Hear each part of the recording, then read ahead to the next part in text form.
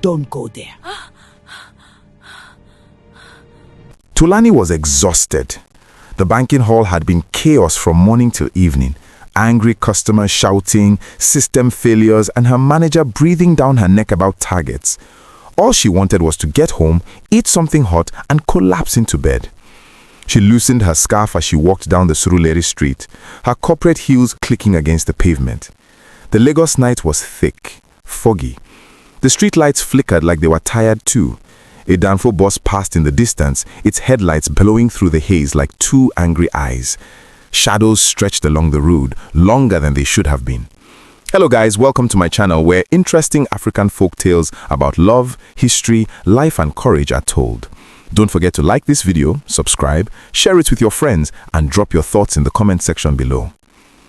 Tolani was never the cooking type. Growing up, her mother cooked everything.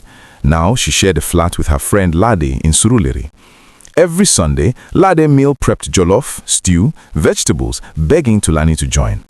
Tolani, you need to stop buying food from these streets, Lade would say. You don't know what they put inside. Learn to cook small now. But Tolani would just laugh. I beg, I don't have time for all that. Tonight, hunger was dragging her feet. And then she saw it. Across the road, the neon sign glowed.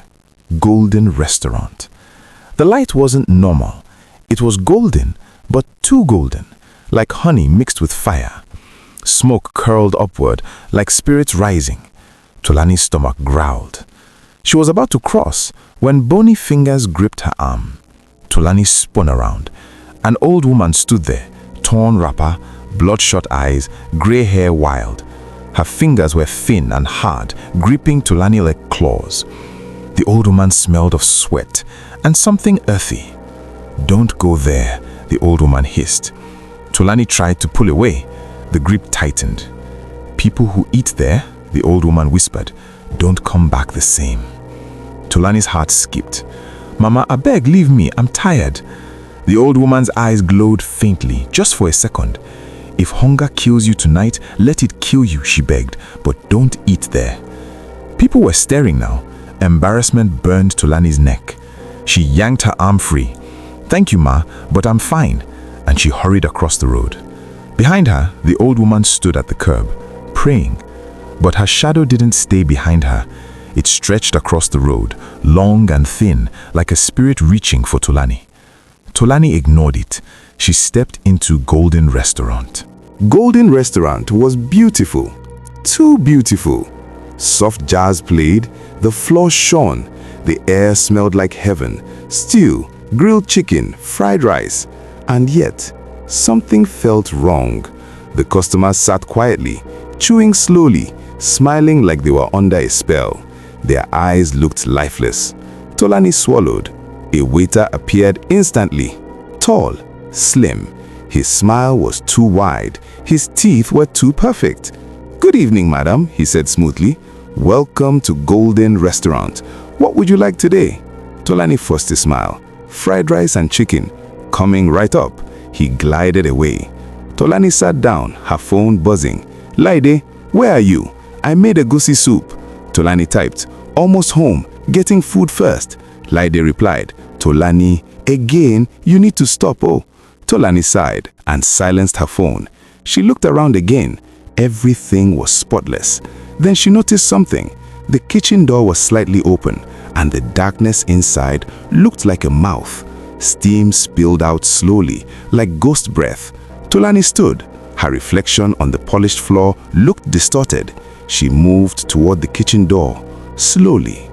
Tolani reached the door, peered through the narrow gap. At first, she saw normal kitchen things, pots bubbling, stoves burning, utensils clanging. Then her eyes adjusted and her blood turned to ice. A woman stood over a massive pot of stew, heavy-set, colorful gilly, stained apron. It was Titi, the Oma.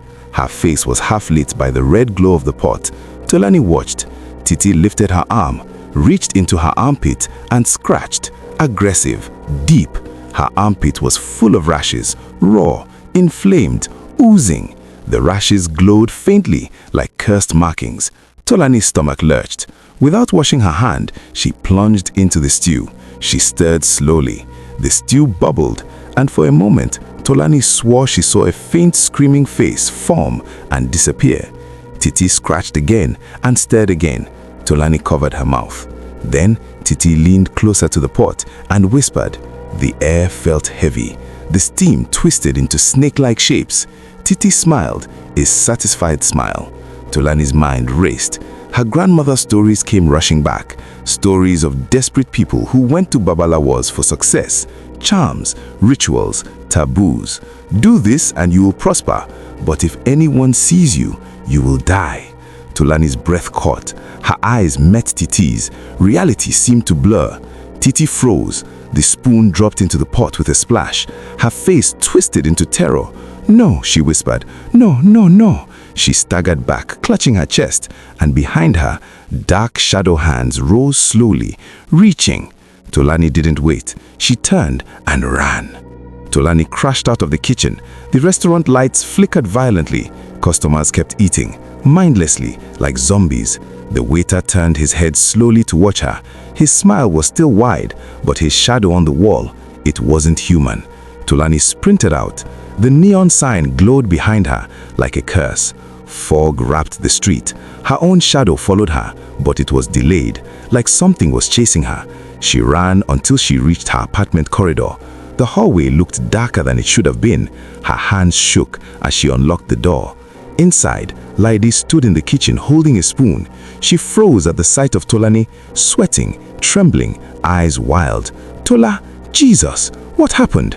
Tolani couldn't breathe properly. "I need to pray," she choked. Tolani stumbled to her room, fell to her knees beside the bed, and began to cry. She prayed like someone who had just escaped death. But as she prayed, one corner of the room looked unnaturally dark, like something was watching. Tolani finally spoke. "Golden Restaurant. Laide, I saw what she does."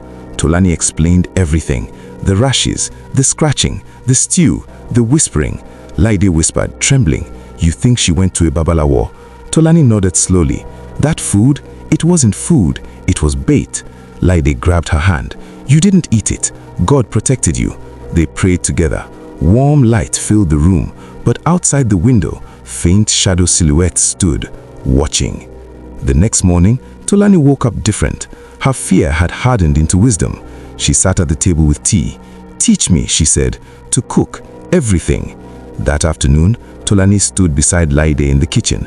Her first jollof attempt was terrible, but she ate it proudly. "Nobody scratched armpit in this pot," she joked, and they laughed. By Monday, the whole of Surulere was talking. Someone found Titi collapsed at her kitchen that same night, the pot still steaming. Health inspectors came. They found strange ritual marks carved into the wooden spoon, and behind the freezer, a hidden calabash filled with herbs and something like dried blood. Golden Restaurant was shut down permanently. Months passed. Tolani became healthier. She meal prepped. She stopped depending on strangers. And one evening, as she stirred her egusi soup with clean hands, a memory-like shadow of Golden Restaurant flashed behind her mind, then faded like a nightmare she survived. Tolani smiled. Golden Restaurant was gone, but she had found something golden inside herself, the courage to change. Moral lesson: the shortcuts we take today can become the regrets we carry tomorrow. Convenience without caution is just another word for danger. The people who warn you aren't trying to control you, they are trying to protect you. When you know better, do better. If you enjoyed this story, don't forget to like, subscribe, share it with your friends, and tell us what you learned in the comments below.